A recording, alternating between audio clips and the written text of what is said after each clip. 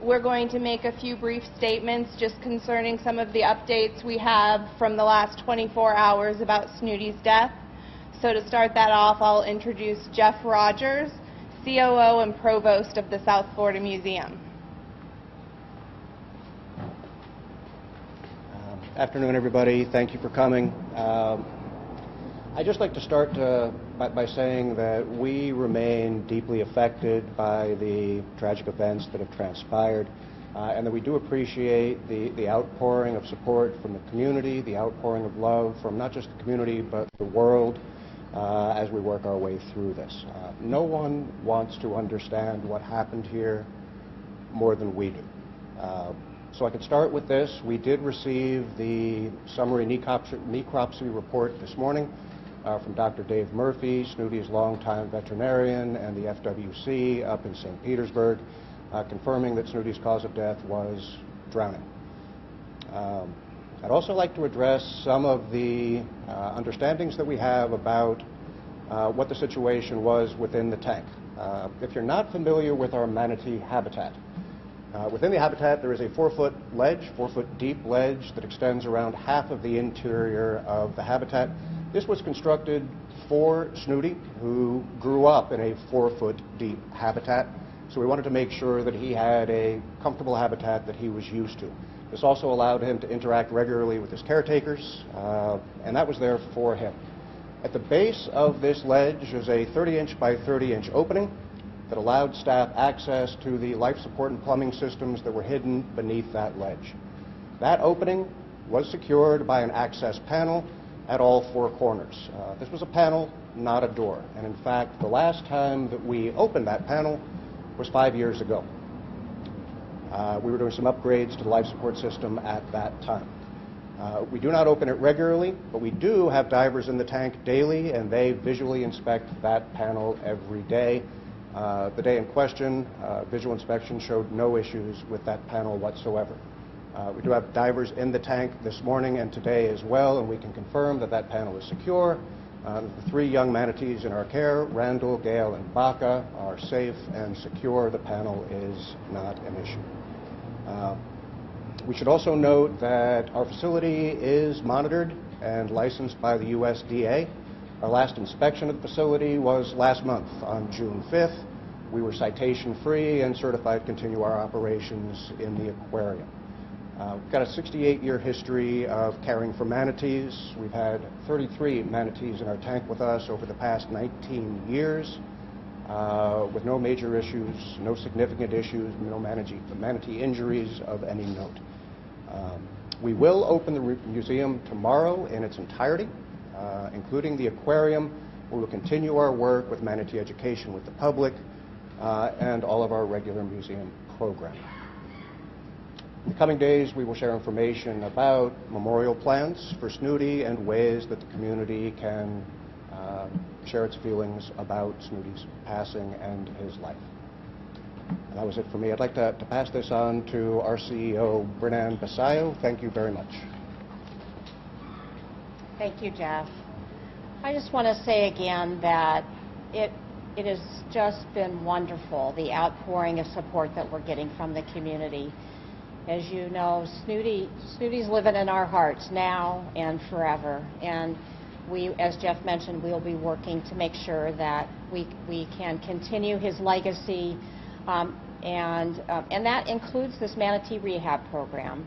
As well, we are planning some expansion opportunities, but all the assets we have here at the museum are integral and work together, and that manatee rehab program is a big part of it. So again, thank you all for being here, and we will continue to keep you updated. So we will be taking questions, and if we want to get that started, we can do that now. So 2 questions. So people are asking about culpability. Either the manufacturer of the panel is culpable, or there's human negligence, or I'm missing something. So at this point, we're in a review process, and we're looking at everything. I assure you, we're leaving no stone unturned. But our focus right now is on the staff and on the caring for the manatees today and really looking from all sides what happened so we can ensure that it doesn't happen again. What role are state and federal officials playing in your review and your investigation of what happened? At this point, we adhere to best practices with manatee rehab, working with the Manatee Rehab Partnership and Fish and Wildlife. And then, as Jeff mentioned, we are governed by U.S. Department of Agriculture. Are they involved? Have they been involved with? The last inspection we had was in June. But nothing since yesterday? We have not been in contact with them today. I know you said that hatch hadn't been open in 5 years, but was there plumbing work that was done on it, or routine maintenance? I can Was answer. there plumbing work done on it? Oh, okay. The life support system works 24/7. So all the pipes back there were working routinely and normally. So there would be no reason to access that behind there. It was really for, in case they need, a pipe might have disrupted or something. And they regulate everything is flowing in the aquarium. We have gauges and so we can keep track of pressures. And so we knew that things were functioning normally. No need to access. So, to answer that, how was it that you got over there? Kind of explain what happened. At this point, we're in a review process, and we're assessing all of all the factors that are involved. And as I said, we're focusing on the caring for the manatees in the tank, and we'll keep you apprised as we go forward. Now, when I spoke with FWC today, they told me that they have nothing to do with the investigation. It's all yours. Right. Outside agency So Snooty is part of the museum's collection. So he's not the other animals in the tank are permitted by U.S. Fish and Wildlife. How wide was that opening? How wide is this? It's a 30 by 30 inch opening. And then you talk about how wide is it? Snooty weighed 1,300 pounds and has an 89-inch girth. So that's the information I can give you about his size. Did he swim backwards? Manatees are generally unable to swim backwards, and in a narrow space, a manatee of his size, we've seen other examples in the wild that manatees in narrow spaces can't maneuver themselves to turn around. And then, like you were saying, a permanent memorial, is that in the works? Yes, would you like to? Well, this has been shocking, heartbreaking news for us, and so we're in that discussion at this point. Where will we go with bringing the community together to memorialize Snooty, and then, certainly as we look at our expansion, we'll look for some sort of spot to recognize Snooty, and certainly every day we honor Snooty in the aquarium by talking about conservation of this species and also of the environment. So every day he's going to be honored. Is it typical for the staff came in at 8 o'clock, they did a head count, and saw there was a problem? What time does the staff usually leave on a Saturday night? The aquarium staff. On a Saturday night? Yeah. I'm just trying to get it. Typically, we wrap up by around 5:30 p.m. It was Snooty's birthday the day before, so it was around that time, a little bit later maybe, but yeah, that's typical, around 5:30 p.m. So every night then it was typical for, including the manatees now, to be unsupervised for 8 hours. Yep. Where there's no camera monitor, there's no maybe volunteer that stops by, they're completely unsupervised. So even if you would have gone into like cardiac arrest or something, we're in that 8 hours, there's nothing, no one there. It's been that way for 68 years, no issues. Okay. Manatees are self-sufficient. They're happy to sleep and eat and do what they do overnight and resume their interactions with us the next day. Were all 4 bolts or screws holding the panel on covered? It's our understanding that they were. Again, we're still reviewing this. We're taking a very close look at the panel and all the connections behind it to really get an idea of what happened here. We'll continue to review that, and when we have answers, we'll certainly let you know. We don't have all the answers yet. So is it your understanding, though, that this panel came open completely on its own? Something happened to dislodge the panel from that access opening. We do not know what happened that allowed that panel to become dislodged. None of our cameras are telling us any of that right now. We cannot see into the bottom of the tank. So it's our review of the structure of the panel and what's behind it. We started that process today. We just have not been able to answer the question definitively yet. When was that tank built? 1993. Would that have been an area that the manatees could have swam by, bumped into themselves? Yes, so the access panel is at the bottom of the ledge, and it is part of the manatee swimming area. It sits flush to the wall and has for decades and has not been an issue. The panel on the wall of the tank? Or Yes, it's on the wall. On the wall.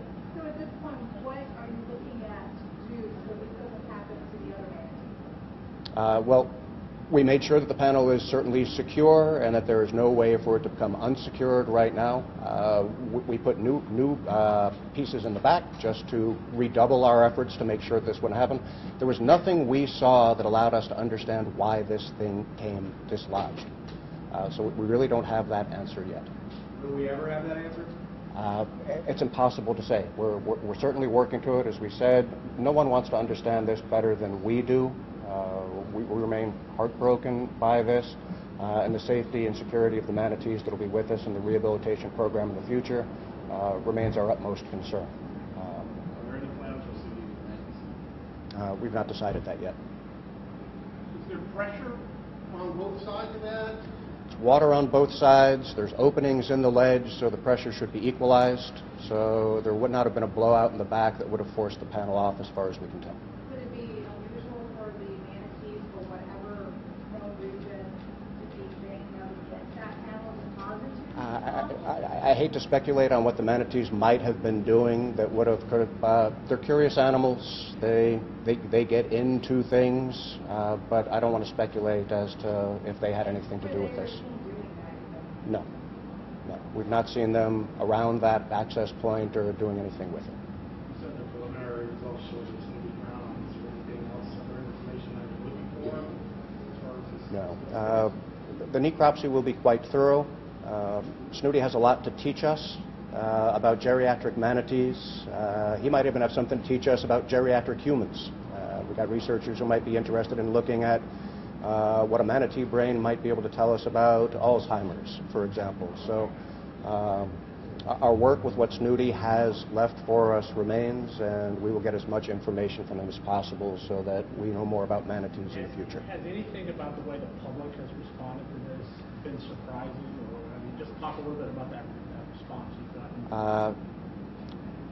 By and large, the vast majority of the support we've gotten has been concern, love, memories of Snooty. Again, it's been an outpouring of support and love, and for that we're deeply grateful. And the aquarium staff, how devastated are they? These caretakers work with Snooty every day. I would be remiss if I said that there wasn't some personal attachment to him. Again, we're looking to bring grief counselors in tomorrow when full staff returns. We're closed today, just to make sure that everybody has an opportunity to process this appropriately. Not spoken with all of them directly, but we understand that it had a deep impact, not just on aquarium staff, but the entire museum family. What is the future for the museum? Have you guys planned for this day to eventually come and kind of a game plan of how we handle it in the future? I'll let Bernat address that. Yes, we have been talking about the future of the museum with the board of directors you see behind me here, and we have expansion plans. So, as I mentioned before, the integration of our assets includes the rehab program in the manatees, our natural history museum, and the planetarium. And then we have some plans, like our new exhibition that we're building in the fall will be about early learning. Lots of plans, and that the story of manatees will be continued every day in the aquarium. You know, Snooty was, in a sense, the star of the show here. I mean, he was your main draw. You offer a lot. He was the big draw to the museum. What are your concerns about the museum's future at this point? Well, you know, I hope that people will will remember Snooty with fond, loving memories, and understand that he's been an ambassador for the species. So we will continue that legacy of education of our visitors, of our youth, of of our residents about caring for the environment and caring for manatees, and that's the legacy that'll keep going forward. We know that people come to the museum to see all kinds of things here, and a lot of it is about learning about manatees, and we will keep that education going forward. Will it be enough to draw people in? We think that we have much to be able to give our community, and we will continue to build education programs that help people learn about this wonderful world and their place in it, and that includes how we relate to manatees as well as the past history of our planet. So what would be the marketing strategy going forward? What will we be offering to the community that you're saying is not expansion? Continuing with bringing in exhibitions such as our sportsology exhibit right now, continuing with developing our planetarium programs, our manatee education. We have lots to offer. When you say the animal rights groups that say that really protest and don't like animals being held in captivity at all anyway, is there any message to them? The South Florida Museum made a commitment 68 years ago when Snooty was 11 months old to care for this manatee that was born in captivity and raised in human care for his lifetime, and that is what we have done. We honored that commitment every day that he was alive and every day of his record-breaking lifetime. We were able to learn so much about manatees from Snooty because of that, and we were able to become part of the Manatee Rescue and Rehabilitation Partnership and house now up to 33 manatees because of what Snooty began and the legacy that he created. So that's what I have to say about that. If your investigation turns out that somebody was responsible, what are the repercussions? If it was human negligence. So right now, our focus is on gathering information and review. And our focus is on the staff, and our focus is on animal care. And that's where we are at this point. Cindy's birthday bash has become our favorite event there in Bradenton. Is that something you'll think about continuing? I don't think that will stop. I mean, what an amazing party we had here on Saturday, where people were sharing and in that joy of Snooty and wildlife preservation with all of our partners in the community who do that. And you know, that party was built to continue, and just as we will continue here in the South Florida Museum, continue our education. Any more questions? When do you think the investigation will be completed? So at this point, we're going through a review process, and we don't know how long it will take. So It will take as long as it will take. As long as it will we can take. say right now. We will do everything we can. Okay, thank you. Would you like me to say and spell the names of the people who spoke today? Sure. Okay. My name is Jessica Schubick. That's JESSICASCHUBICK. I'm the communications manager of the South Florida Museum. The gentleman who spoke was Jeff Rogers.